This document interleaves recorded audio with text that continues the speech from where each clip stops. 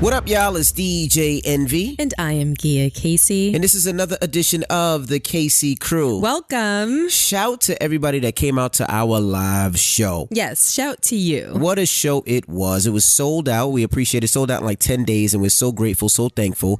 And we love the fact that everybody at that show was a participant. They wanted to be a part of the show. They came on stage.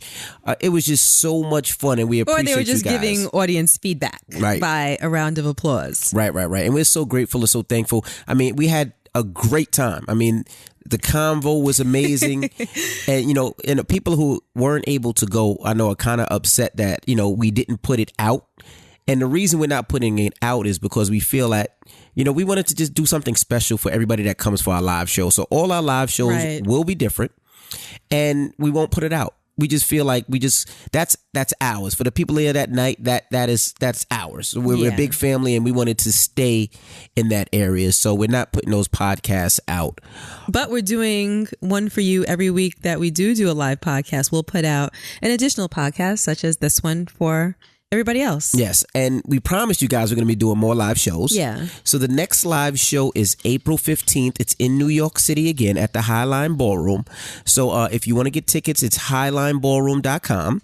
Again, that's April 15th. It's a Sunday. Come on out. We're going to have an amazing time. We're going to be talking about a whole bunch of new things, and it's always fun. And don't worry, if you don't live in New York City, we're going to be trying to touch more towns. I mean, more cities, more places. We're definitely going to be trying to touch those towns. So hopefully we'll see you in a city near you. And if you want to come on up, like people came from Miami, Chicago, from Miami, Chicago, North Carolina. A couple flew in from London. A couple that was that came upstairs to meet us for the meet and greet flew from London for the live podcast. Houston, Georgia, Toronto. Yeah. There was so many people from so many different places. Yeah, and everybody was so nice and friendly. When we asked how many people from out of town, there was so many people that were clapping, and that made me feel incredible. Right. It really did. I actually love doing the live podcast. Yes, it's a great, like I said, I want to do it more. I love touching the people. I love the fact that we could take pictures and just speak to people and where they're from, what they do. And, I really, really love that. But you know what I loved most about it? The energy in the room. Yeah, the energy is amazing. The energy in the room was great. Right. Sometimes when you think about going on stage and whatnot, I guess the idea can be daunting. Mm-hmm. But for me, it was never daunting because I just feel so much love from people that tune into the podcast. Right. So I felt excited before we went out, and I just felt happy. Right. You know what I mean? And during the meet and greet, everybody just seemed so happy. Absolutely. Everybody seemed so like it was great. Even when we pulled up and we got out of the car, the people that were standing online, it was just such a good feeling. The reciprocity of the feeling was just really, really incredible. So I thank you guys for that, Absolutely. And again, the next show is April 15th. You could go to the highlineballroom.com. Logan? Yes. Close the door for me, boy. He just snuck in and brought me a vitamin water. Thank you, my baby. Thank you, boy. April 15th is the next show. It's already halfway sold out, which is crazy.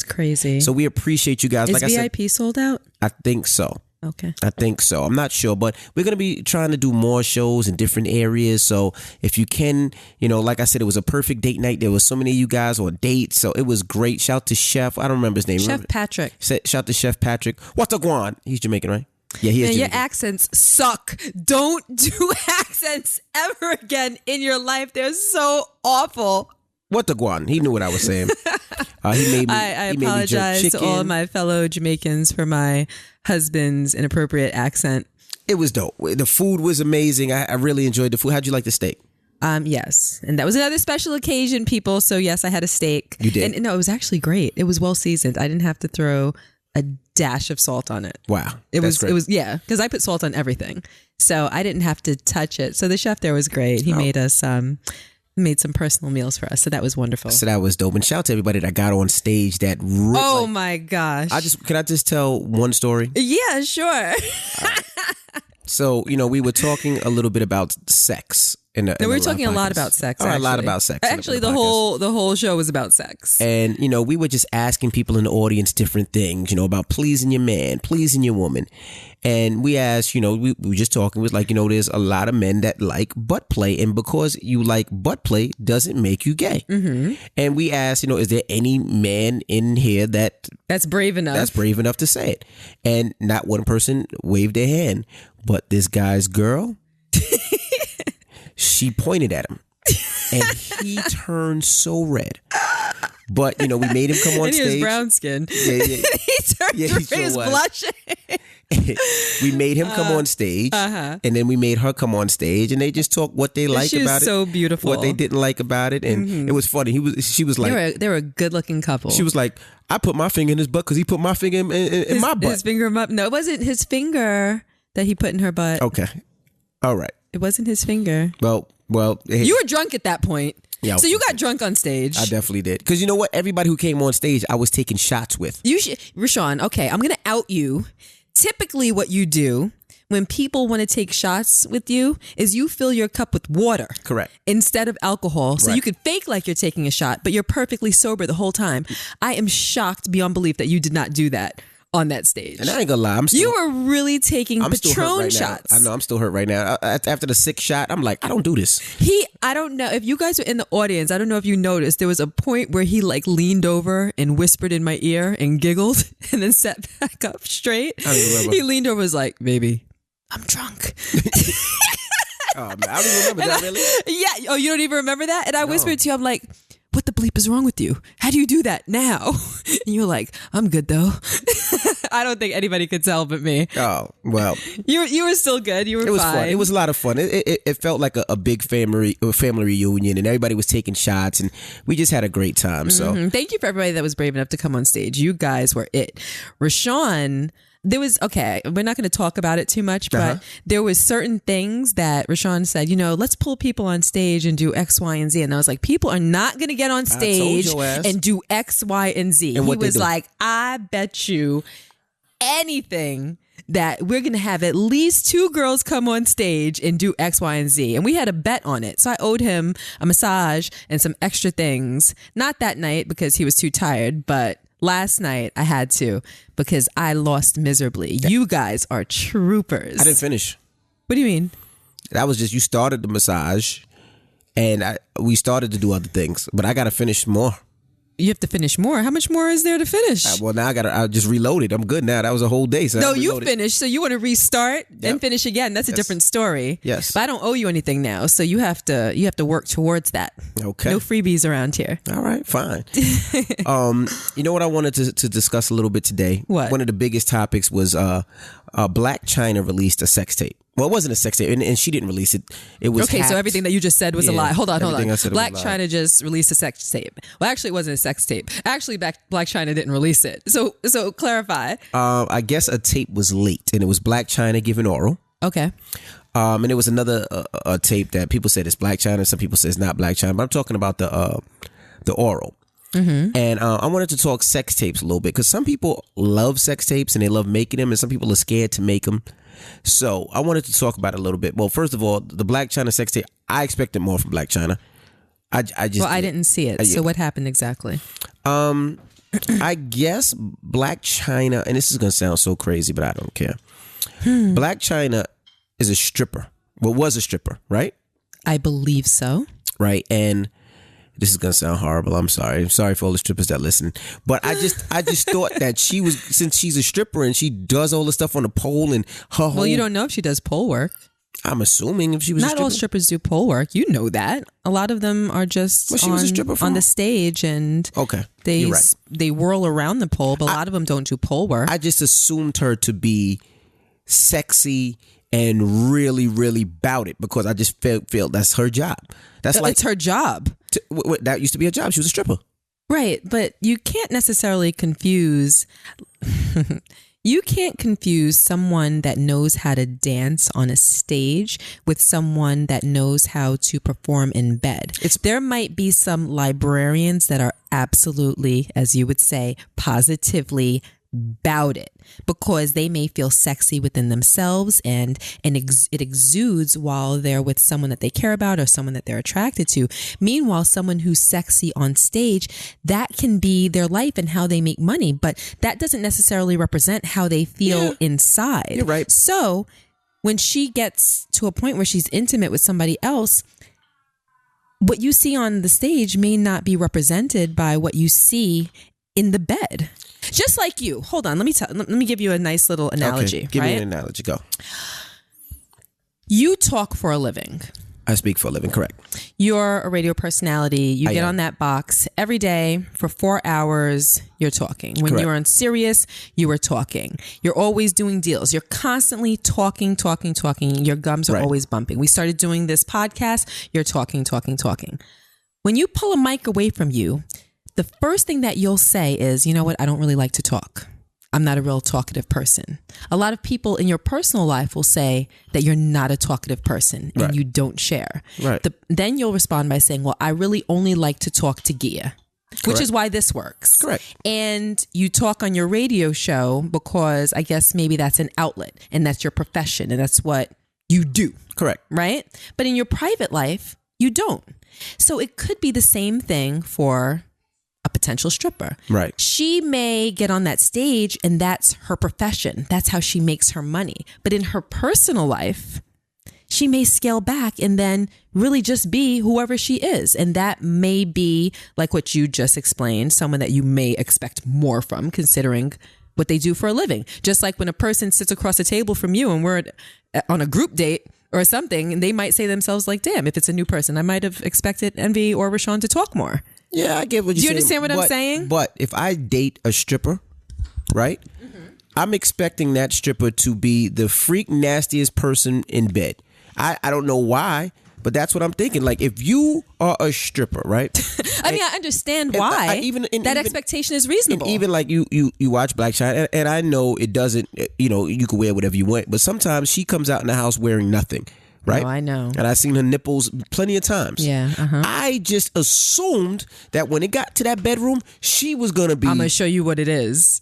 Yes. I used to be scared of the dick. Now I throw lips to the shit. Handle it like a Okay, we get it. We know the song. That's what I put it in my book. Yes. Well, that's what I expected. Yeah. On that video, it seemed like she was kind of scared of the dick. And the whole reason I'm saying that is, if you're out there and you ever made a tape. What was so scary about it? I don't know. She just didn't seem like she was going for it. Like, all right, like for instance, when we've taped ourselves plenty of times, right? Mm-hmm. When I'm on camera, I'm going hard. Like, I'm acting like this is a porn scene and that I have to whatever. Like, and the only way that I can survive this porn scene without dying is I have to go extra hard. That's what I'm doing because I just know in case I'm it on ever tape. needs to be reintroduced. Introduced into evidence. And I notice when you're on tape, you go extra hard. Yeah, I do. Stop that. Come on. You go extra hard because you're on tape. But also being filmed turns me on. Right.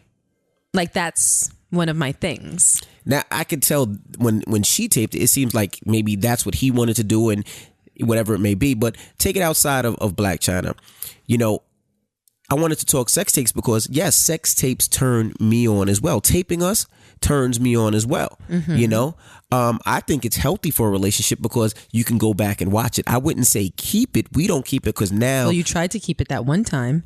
What one time? That you talked about the other day on... I don't know, like one or two podcasts ago. I deleted it, but what happened was... Yeah, but you deleted it and you knew that it went to... Recently deleted. Your recently deleted I didn't even think about it. I didn't even think about it, but then I was thinking about it. I was like, oh, it's there. And I went back and clicked it. Mm-hmm. But the reason I wouldn't say keep a sex tape now is there's so many people out there hacking people. Mm-hmm. Like you can hack somebody's SoundCloud. You have all their pictures, all their videos, which is whack. So if you're actually gonna record it, I would record it on something that can't be hacked. Well, I don't even know if that exists. I'm sure that there is. Maybe you don't have to use an iPhone or use your old iPhone, or if you use your Samsung, you can put it on a memory card, I think. But, I love making sex tips. I think it's fun and I love going back and watching it. I do too, but I wouldn't necessarily recommend it in such an open form like that. I would put stipulations on it. I wouldn't send it. I wouldn't send any pictures. I would keep it. I would watch it and then delete it. Yeah, but I mean, I would take it a step further just because I would be a little bit more worrisome than maybe your average person. Mm-hmm. I wouldn't put it this way. My stipulation would be I'm not making a sex tape with someone that I'm not in love with. Correct. And whom I don't trust. But the problem is you might love and trust this person now, but then when y'all break up, things change. And we've seen it happen so many different times. But this is another stipulation. If it's made with that person whom I love and trust, we would watch it and then delete it in that moment. You know that it has to be in our closet. There has to be a sex tape with old VHSs. I know that there are, and we better get it because what happens? You know how many times that's crossed my mind. We better get it because that's old. But that's too. Old stuff. Like that's when you had like a camcorder, right? And those little mini tapes. That's before I trim my pubic hair too. So you might. Yeah, those have to be burned immediately.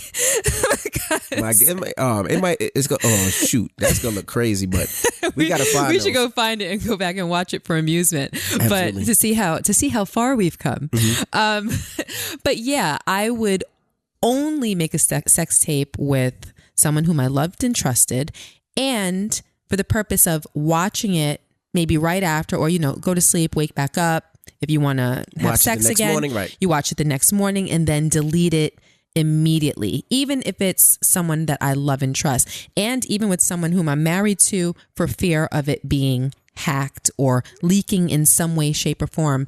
And here's the thing, and I'm going to kind of take it a little sideways and then I'm going to bring it back. Everything is all good when everything is all good. Correct. So you have somebody, you love them, everything is going great. You're seeing stars and, the clouds are parting and the sunshine shining in and it's hitting that person's face and you just look at them like they are absolutely everything. And it's all good until it's not good anymore.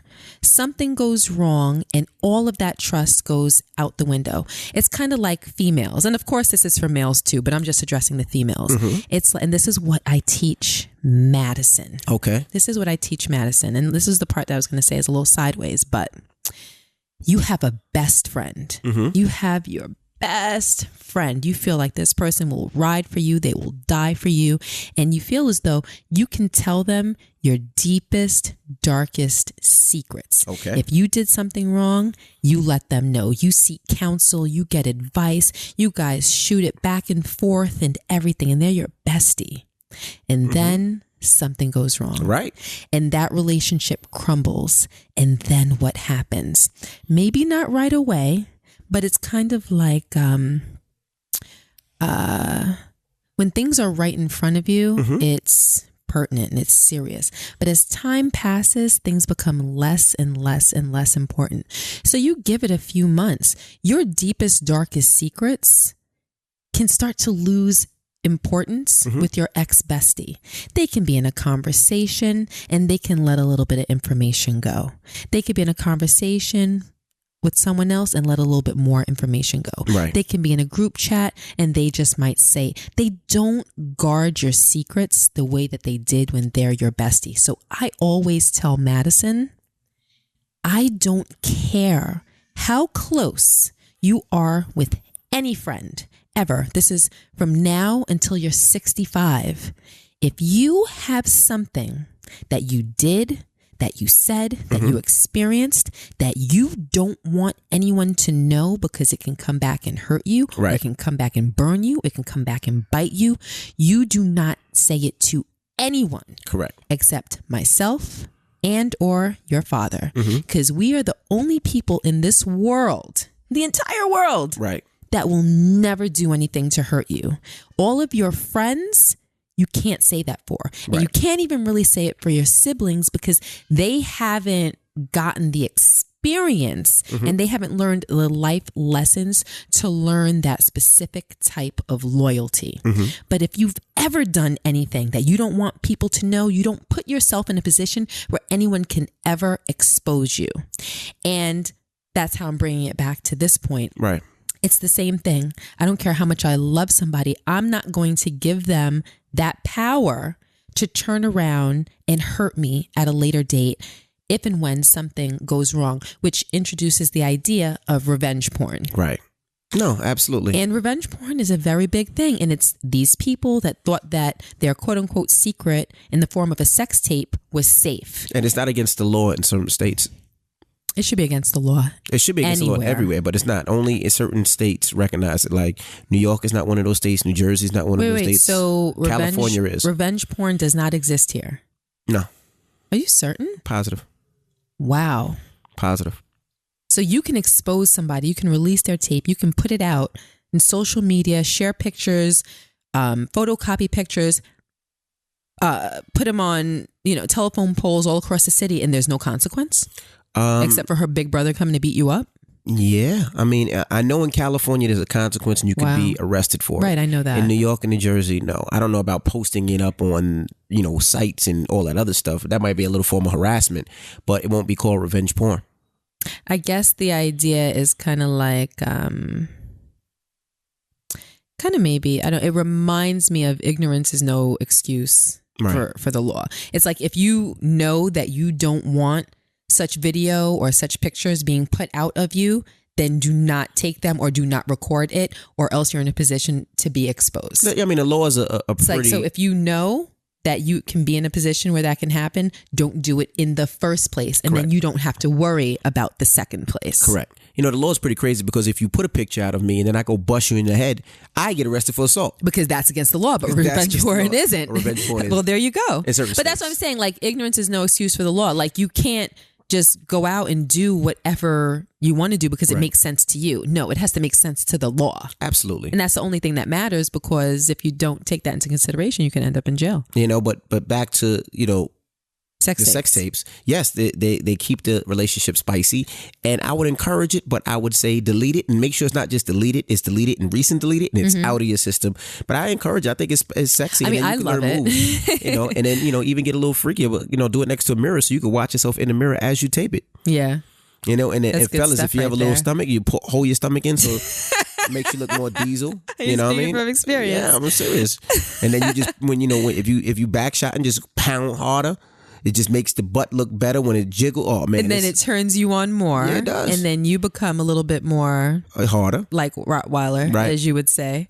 Yep. And it for me, it enhances the entire experience. Absolutely. I like being recorded, but I also like recording. Right. Because for some reason, when I'm recording, it makes me feel a sense of power. Right. In that situation. Now, I'm not into bondage or things like that. There are certain type of restraints that I like, which we could talk about at another time.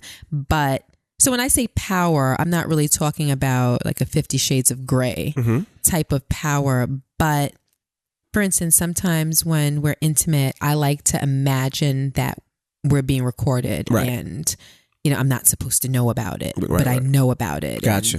And, there's just certain things that play out in my mind that I enjoy. So I like recording you because for some reason it makes me feel a little bit of power. And I like being recorded because then it makes me feel a little bit of inferiority, which in different times, depending on the fantasy, is sexy to me. Right. Absolutely. You know what I mean? So, and I think everybody performs better when they know that they have to turn on and watch it, or somebody else is going to turn on and watch it, because your act isn't just lost in that moment. Absolutely. Now it's kept. Absolutely. Now you want to make sure that you look good and what you're doing is good and that your rhythm is right and that you're sensual and sultry and your lips are pursed a certain way and you're gazing a certain way. So it's all, I don't know, it's a big plus for me. I like it. Absolutely. But we don't have any iPhone sex tapes that we still have since you've deleted that last one, thankfully. That's right. But yeah. So we might make one tonight. All right. And this portion of the Casey Crew is brought to you by Third Love. When it comes to bra shopping, it's all about finding the right fit for my baby. And there's only one lingerie brand that offers bras in sizes AA through G. My baby just needs a D. Third Love used thousands of real women's measurements and super smooth memory foam to create bras that fit and feel great. Now this year, make the change. The change that will have you thinking about bras. That's right. Go to thirdlove.com/KCCrew now to find your perfect fitting bra and get 15% off your first purchase. That's thirdlove.com/KCCrew to get 15% off your first purchase of a perfect fitting bra. thirdlove.com/KCCrew. Now, you love your Third Love bra, right? I mean, do you like the way that they sit up? I love the way that they sit up. Well, there you go. But I'm not going to disrespect Third Love, but I like it on the floor too, because I could just rip that bra off and you throw it on the floor. Oh, I thought you meant that you liked my boobs on the floor. No, like, no. what are we talking about right now? You know what? Forget it. thirdlove.com/KCCrew. Now, I want to get to an email that I read. Okay. It better be good, Buster. All my emails are good that I Okay. pick. Okay. Hey guys, my name is Chris and I listen every week to the podcast. Hey, Chris. I absolutely love you guys. I have a little bit of a problem and I don't know what to do. I was walking into my daughter's bedroom. She's 15 years old and I found a dildo. Oh, wow. What should I do? I don't know what to do. I don't know what to say. I'm hurt about it. I'm hurt about it. Okay. Can you guys give me some advice? Thank you, Chris. Chris is a man or a woman? Chris is a man. Okay, that's why he's hurt. Okay. Because Chris could have been a female. Right. Short for Christine. I mean, I look at it like this. You want to answer first or you want me to answer first? Can you stop rubbing your leg? I'm sorry. I need you to stop that. I'm sorry. Thank you. You can answer first since you're a man. Chris, it could have been a penis. It could have been a real live penis. I had to think. Wait. Now stop and personalize it. That's what I'm doing now. Okay. If I walked in Madison's room. Can you not use her name? Everybody knows her name, but in this scenario, can you just say if I walked in my daughter's room, like I don't need the visual. Okay. If I walked in our daughter's room and found a dildo, what would I feel? Wow, that's interesting. Would I smell it? No. What is wrong with you? Well, to see if it just was you. stop for a second. What was that? No, you said. What was that? You said think about it. So I'm thinking about what I would do. What, but how'd that even come to your I just mind? want to, I said I wouldn't. It crushed your mind. No, it didn't. I'm thinking if I found it, what's the first thing I would do? Is it used? Is it new? Okay. Is it a gag? Okay. Is it used? Is it new? Okay. All right. Go ahead. Whoa. You sent me for a loop for a second. Anyway, continue. Then I would say, okay, I would call you because I couldn't handle it on my own. Okay. And then I would have to think about it. So after you called me, you'd think about it some more. Yeah, because I still have to think like, this is your baby, but you found a dildo. Then I would look and see what size is it. That was an awkward silence. No, the reason being is because is it a small bullet or is it a big 10.5 one? That's what I would think too. Okay. Because if it was a bigger one, I would assume that she had sex and then I would cry. Okay. But if it's a smaller one... So you'd be hurt like Chris. I would be hurt like Chris. Okay. But if it's a smaller one, I would be like, oh, maybe it's a gag gift. Maybe, I don't know. But then... Well, if it was a gag gift, it would be in a box. Yeah, you're right. But then now I'm thinking about it and I'm like, should I have a problem that, she's... I think he said 15 years and she's, finding her sexuality. And when did I start masturbating? So even though I don't want to think about it, but I understand and I'd rather her use a dildo than a real penis. So that's where you're at with it? Yeah, so I would you guys can see the look on his face. Like he's looking off yonder with a squinty eye. So then I would put it back where I found it. And I would never mention it again ever in life. And if she came to me and say, Dad, I know you found it, I'm like, I didn't find nothing. Go talk to your mother. She would never confront you and say, Dad, I know you found it. So what 15-year-old would want to have that conversation with her father? So what would you do? And how would you feel? And what conversation would you have? What would I do? Yes, you. Oh. You walk in let's say I found it in an innocent way because obviously I don't snoop through her things. Let's say you wanted to make her bed for her because you wanted to be nice. Yeah, let's say I was making her under bed, her pillow. You or I was putting away laundry and I found it in a drawer or something. I would talk to her about it. What would you say? No, all right, go ahead. I'm Madison. I mean, I'm your daughter and you're me. Go ahead. Go ahead. Well, I would give it thought before I did it, which I'm not afforded the ability to do right now. So No. Just no. We're gonna act. But realistically, I wouldn't do it on the spot. I would put it away, and I would come back. I would lay in the bed, and I would think about how I would approach my daughter. So now it's later. Approach me. But you're going to put me on the spot, so let me try to be as proficient as possible. Go. Hey, Maddie. I thought you wasn't gonna call me Maddie. Well, I can't now. I can't be like, hey, daughter. Say hey, boo boo. Hey, baby girl. All right, call me Maddie. Go ahead. Okay, maybe I shouldn't call you Maddie. I might slip and call you Maddie because now I got Maddie in my head because you provided that visual, so now she's in my head. Say Maddie, damn it. Go She's ahead. not gonna be happy if this ever gets back to her that we're using her name in such a situation. That's all right. Go ahead. All right. Hey, Maddie. Hey, mommy. Someone with that voice shouldn't be masturbating. Come on. You can't have that voice. All right, try it again, you sound like you're 4.5. All right, try again. Okay. Hey, Maddie. Hey, mommy. That's bad too, but I'm gonna roll with it. So I was putting away some of your laundry. Oh, mommy, you're so nice. And I found something. Some money? I always leave money in my pocket. I'm so sorry. No, it was green, but it wasn't money. What was it, mommy? You know what I found. What? You know what I found. Oh my gosh, I'm so embarrassed. How come you didn't tell me about it?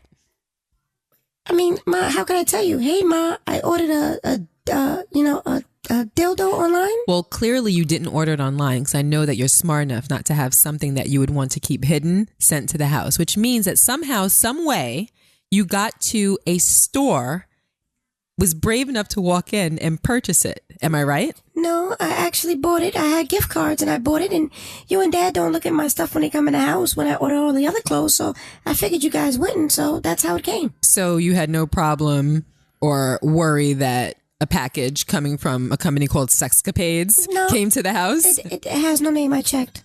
It has to have a name. No, it doesn't have any So that means that sexy you're names. lying. No, it has no sexy names. What's it called? Bertha's Sex Shop? No. It's just Aura. It's just called Aura with an address, P.O. Box. All right. So let's take for granted that you're telling the truth and it was sent here. Okay. Hey, mommy, that's this is great. awkward. Okay. So when did you purchase this? Right after Christmas. When you got all your gift cards? Yes, mommy. Okay. So what made you want to start using a sex toy? We had a conversation. Remember when we had the sex talk and you had a conversation and you said, it's okay if I, learn about my sexuality and all that. Mm-hmm. Well, I did and I liked it. Okay. And one day, oh my gosh, this is so embarrassing. I'm not laughing at you, Maddie. One day, you want the truth? I want the truth. Okay. I was in your room and I looked in your drawer and I found your dildo. So I got one just like yours. Yours is green and mine is pink. Just different colors, Mom. But that's the reason why I got it. Okay. All right. So how do you feel? Do you enjoy it? Ma?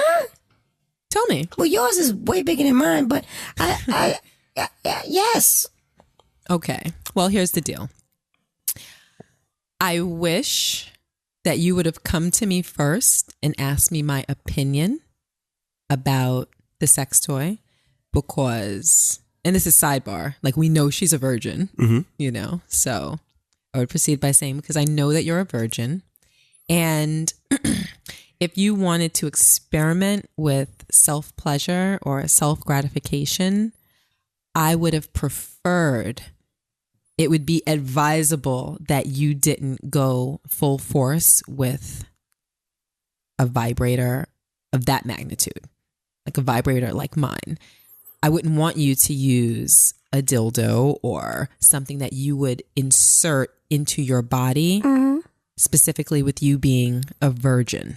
Mm-hmm. If you wanted something to assist you, then I would have preferred if you would have just gotten a mini vibrator or something like that. We could have talked about it. I could have given you advice about it. You could have researched it, and you could have gotten the same type of pleasure or a similar pleasure without having had that physical experience for the first time with something that wasn't real. Like that feeling, that intimate feeling is a gift in a sense, and it's something that you're supposed to experience with someone that you love, preferably someone that you're married to, and you've kind of robbed yourself of that experience. Now having a similar feeling with something that's real and something that doesn't exemplify love.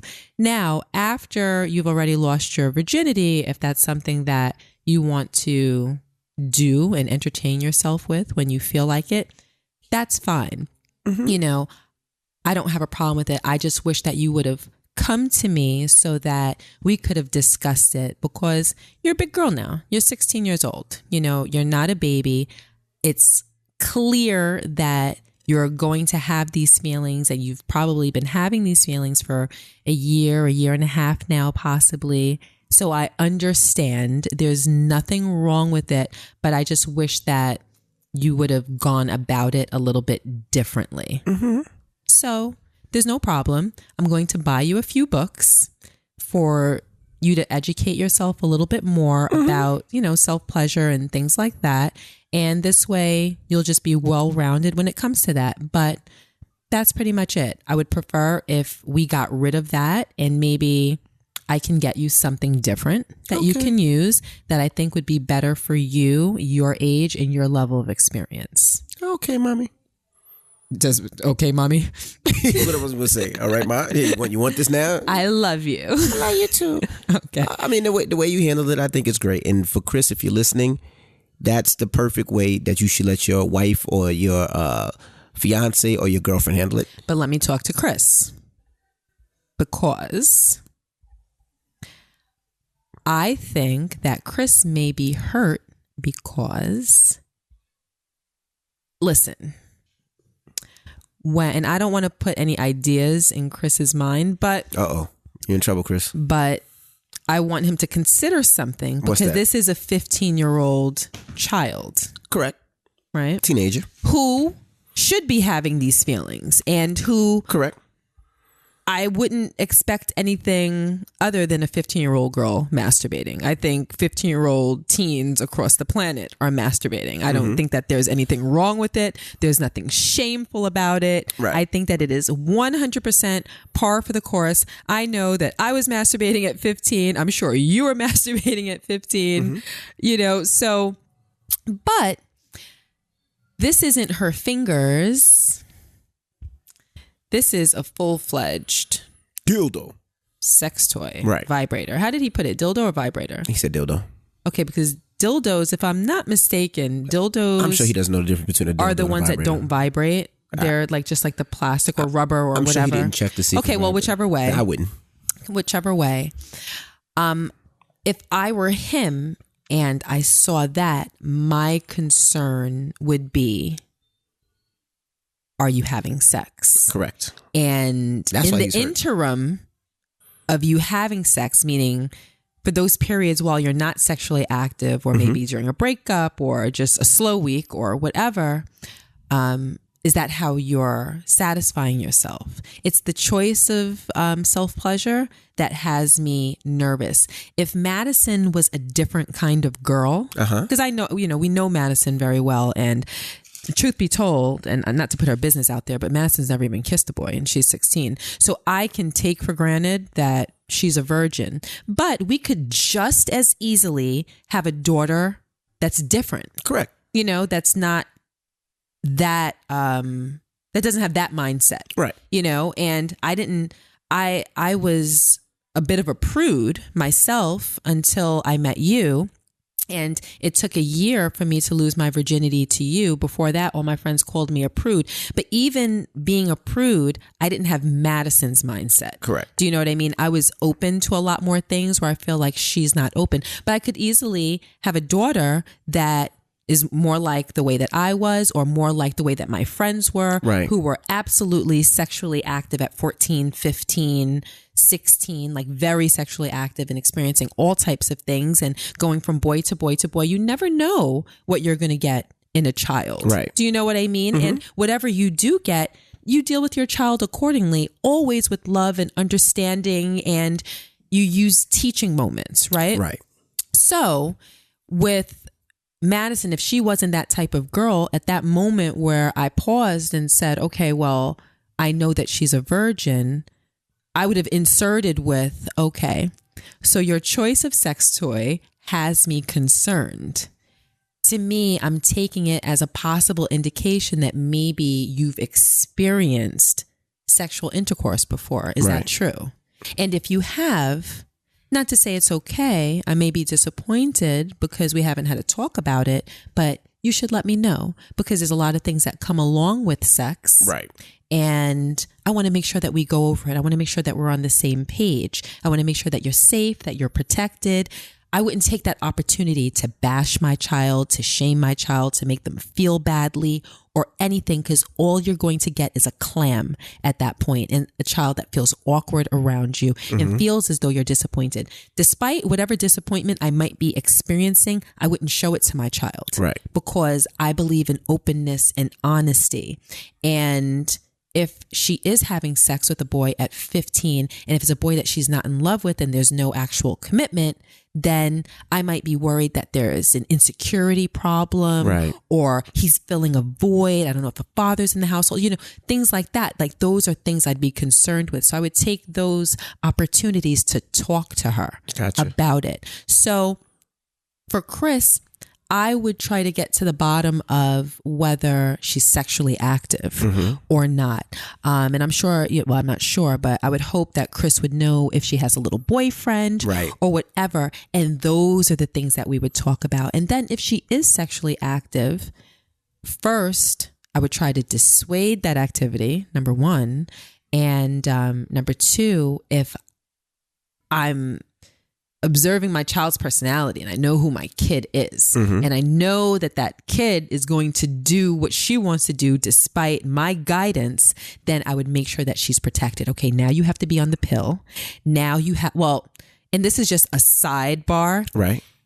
If you are out there and you have a child that is about to turn 11 years old or older, up to the age of 16, take your child to the pediatrician and get he and or she an HPV shot. Tell them why. Because HPV is a sexually transmitted disease that is permanent. Once your child or an adult is infected, it is not something that they can get rid of. And HPV is something that can lead to cancer, cervical cancer. Correct. So it is very serious, and it is something that can be transmitted from man to woman, from woman to man, and it is out there. And a lot of young people are getting HPV, and a lot of the time it's asymptomatic. Right. So, you can find out about it. You won't even know. Through a pap smear or, if you're looking for it. But if you get the shot, then your child is protected from HPV. For their whole life? For their whole life. Okay. So Madison and Logan both have their HPV shot. So if she doesn't already have it, I would make sure that I took, like, that is just one STD that you don't have to worry about. Correct. If there was a herpes shot, if there was any a gonorrhea shot, a chlamydia shot, a crab shot, if there was my kids would get shots for everything, but those don't exist. But there is an HPV shot. Gotcha. So I would take her and have her taken care of with the pediatrician with that. But the best thing to do, and to be honest, I don't know what your relationship is with your daughter, Chris, but I would advise my wife, my girlfriend, whoever her mother is, to go in and have that conversation with her if she has a level head. Gotcha. And if she doesn't, then you guys need to have a conversation so that you can get her to a level place so that she can have that conversation with your daughter. But I want to end that with saying that, listen, a 15-year-old masturbating is normal. It's fine. It is okay. Right. So don't think that that's something weird or strange strange or anything. Like you have this organ that's yours that when you touch, it feels good. So it's normal that any child, male or female, will kind of linger around to see what happens. Right. So there you have it. Okay, I think that's great advice. Thank you. All right, well, it's time to get up out of here. One email. You're not getting away that easy. You want to do another one? Absolutely. So this is how I get her to end. I get her to end when I want her to end. What do you mean? Because I have the email ready, but I know if I read this email and then say it's over, you'd be like, one more. But if I just say one more, we get just last one. Here we go. Now, you're so stupid. Don't mind the way that I'm reading it because the person doesn't want me to say their information. Okay, so you're going to be skipping over certain things? Mm-hmm. Okay. So it started with, hey guys, I wanted to let you know how much I love the podcast live. I went last year and had to come again. I was at one of the tables screaming. I love you guys and have been listening since day one. I have so many questions I want help with, but this, not the message for all of them. I just wanted to say how much fun it was. And I'll see you April 15th. Now, one is, I'm 26 and I'm single. I've been single since 2014. Me and my ex was together for 4 years. My mother wants me to do online dating, but I don't trust it. My main issue, which I don't think is an issue, is that I don't want to date anybody with kids since I don't have any. I also don't club. Guys my age only looking for sex, it seems, and I want more than that. I don't know what to do. Okay. Now, I told her, I said, okay, because she DM'd me and you. Okay. I said, okay, we'll answer on this week's podcast. Thank you for attending. I'll ask Gia on this week's episode. Right? Mm-hmm. She goes, also, I was also sexually assaulted by a family friend when I was a child and got oral herpes from him. So I feel even though it's not my fault and I've never had an outbreak or passed it to anyone, I think people won't understand. If you discuss, please don't say my name. Wow.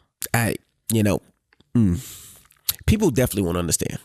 I'm just being honest, because if somebody came to me and said they had, what did she have? Oral herpes. I would automatically, my small-minded self would definitely take off and run. I'm just being absolutely positively honest, and that's not right. I don't know anything about oral herpes. Right. I don't know how it's contracted. I don't know how it's, if it can be contracted, if it's curable, if it could just, if it's, you could take a pill and it chills in your body so you can't pass it on. So I honestly don't know. Mm-hmm. So I would have to learn that. So for you, young lady, I'll call you young lady because I appreciate you for listening. And this is going to sound crazy, but this is true. You're not alone. And the reason I say you're not alone is one, and I know you probably hear this all the time, 1 in 3 people have herpes. That's a fact. Now, when you say, because I've heard that statistic, I don't know if it's 1 in 3 or it's 1 in 4 or 1 in 5, but I've heard it's 1 in 3. I've heard a similar statistic, and I never really did the research to know exactly what that means. For some reason, I'm under the impression that a lot of people have the herpes virus living in their system. Correct. Somewhere, somehow. But, and again, I could be wrong. Mm-hmm. I thought that maybe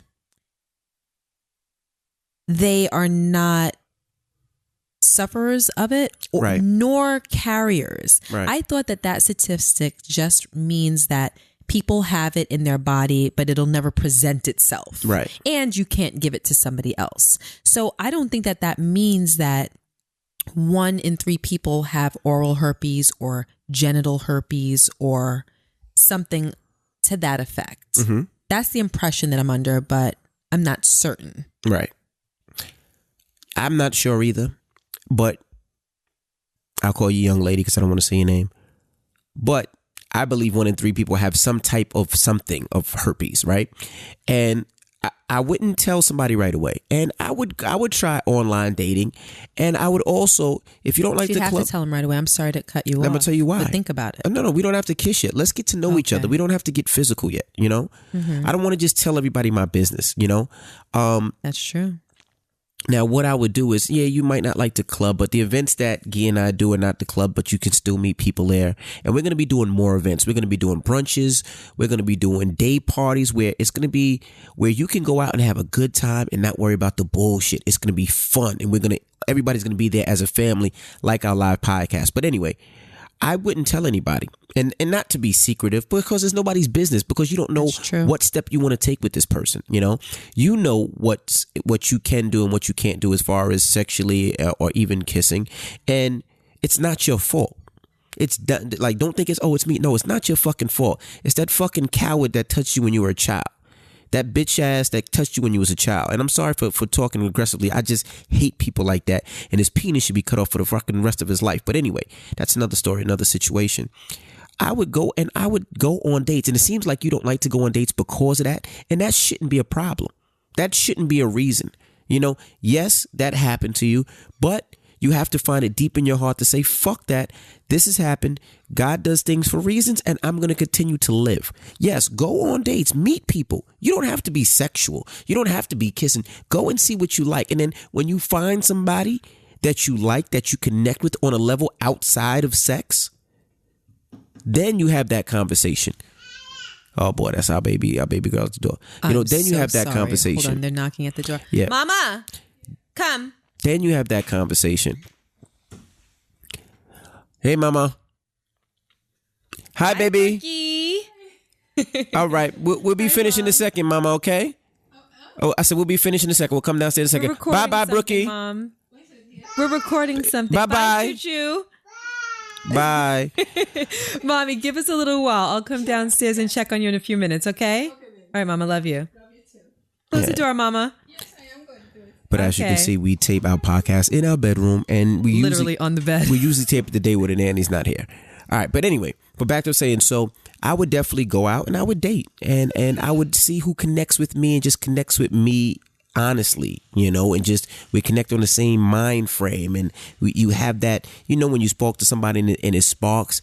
And then after I got to know that person, I would be honest and I would tell them exactly what happened, because if somebody told me exactly what happened, then I would be like, really, it wouldn't concern me and I wouldn't care, because I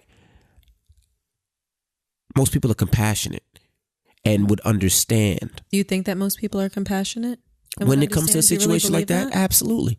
It's not like she's saying, I was hoeing around and I didn't wear protection. No, yes, for that situation, absolutely. And if we were talking and I liked you, I wouldn't give a fuck about that.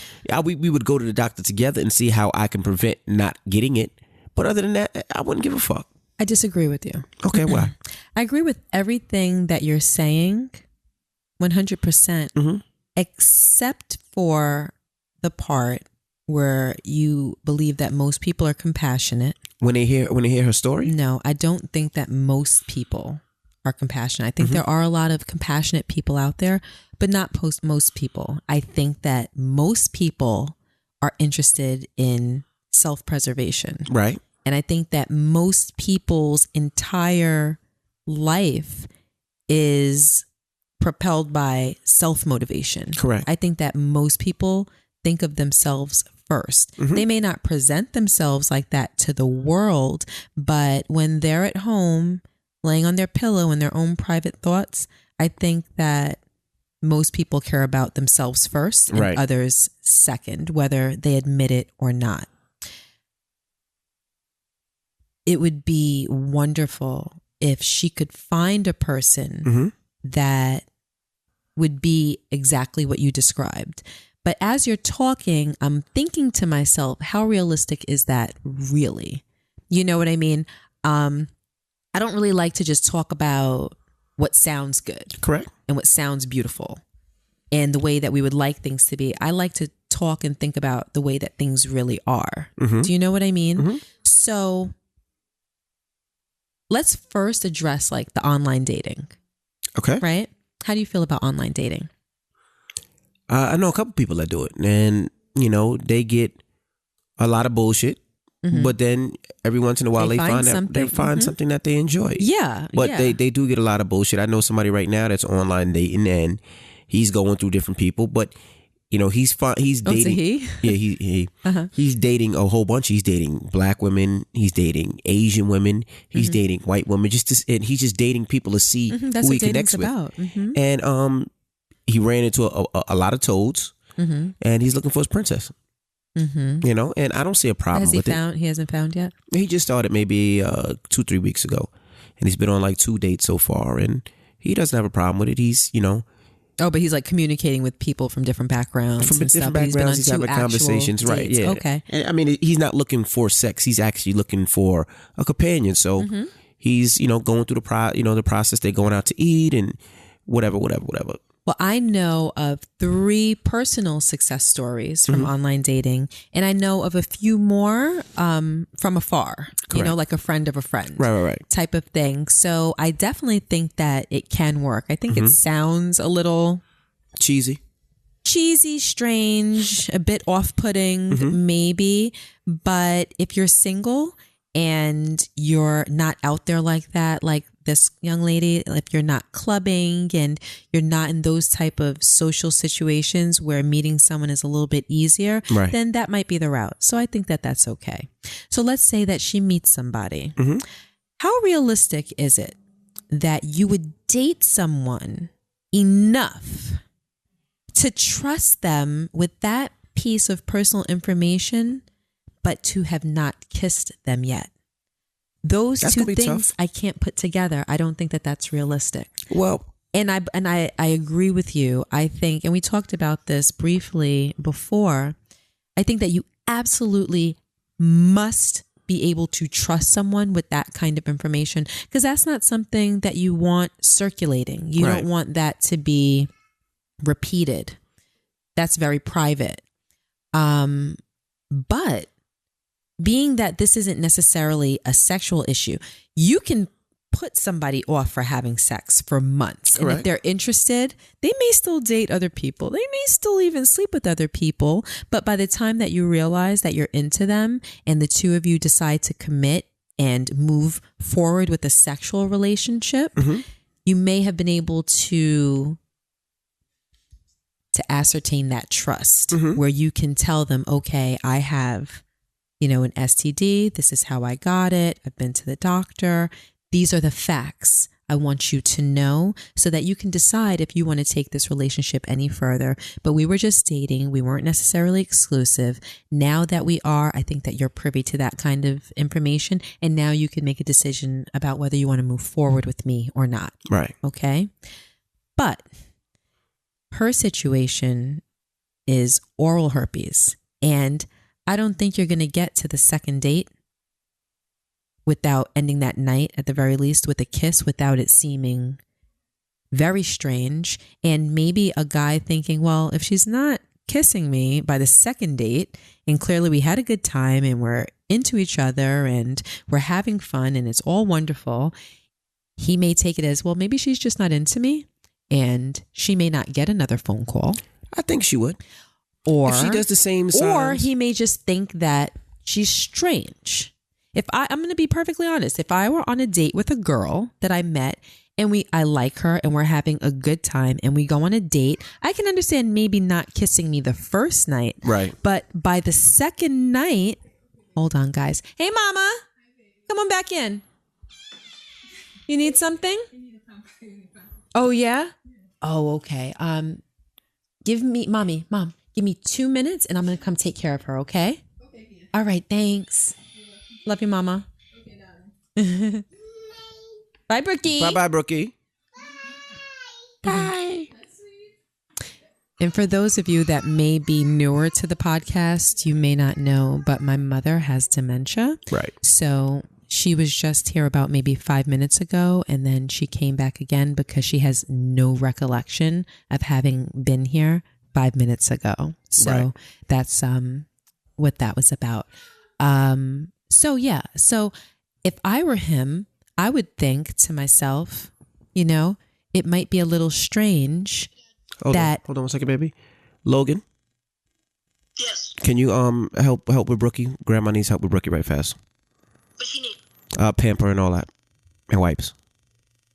Sure, just give it to her. Yeah, I'm doing a podcast, so I need you to do it now.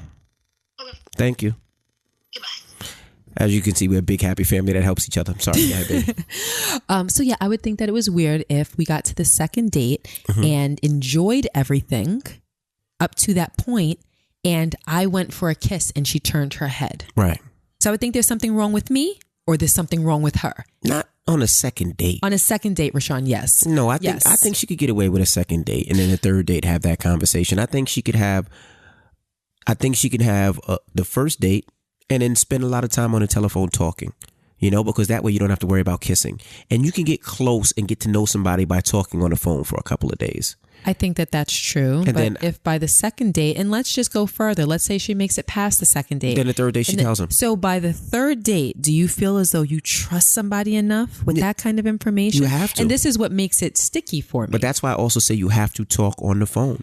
You have to have as much communication, because you really have to know somebody and try to figure out who somebody is in that period of time. Whether they're a good person or not. Or right. not. Because we can have a first date and as it's a lot wonderful. of West Indians say, like, if your spirit takes them. Right. So we can have that problem. But if we talk every day on the phone and we're talking for hours at a time, or an hour or 30 minutes, you start to get and feel who somebody is, just who they are, what your background is, how you are, and then from there, you have no. It's a problem for me. I'm going to be honest with you. But you don't have an opportunity. Because if I'm her, after 3 dates and me talking to someone on the phone, even if it's many, many hours, that's not something that I want to share so soon. You have to. You have no opportunity. You have no chance.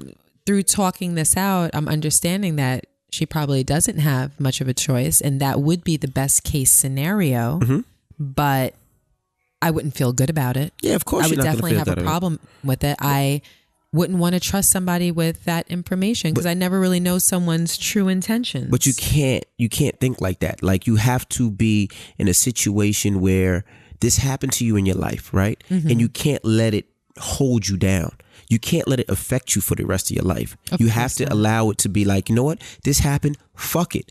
You can't live life thinking about, oh my gosh, I wonder what this person's going to feel. Oh my gosh, I wonder what this person's going to think. No, not at all. Like, and even if you tell him and he says, no, I don't want to be with you, or no, I'm out of here, or he never calls you, that's his loss.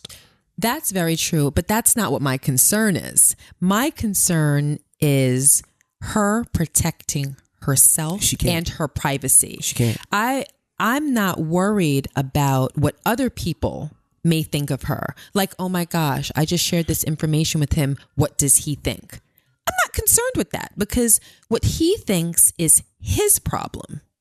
But her protecting herself should be her concern. She can't. But I think that the best way to go about it is to do everything and to take every step to the best of her ability, to make all of the best choices that leads up to that point. And then once you get to that point and you have a certain level of trust with that person, and you feel as though they're a good person and you like them, and you decide that you want to pursue it and you want to further the relationship and see what lies there, then you do tell them. Right.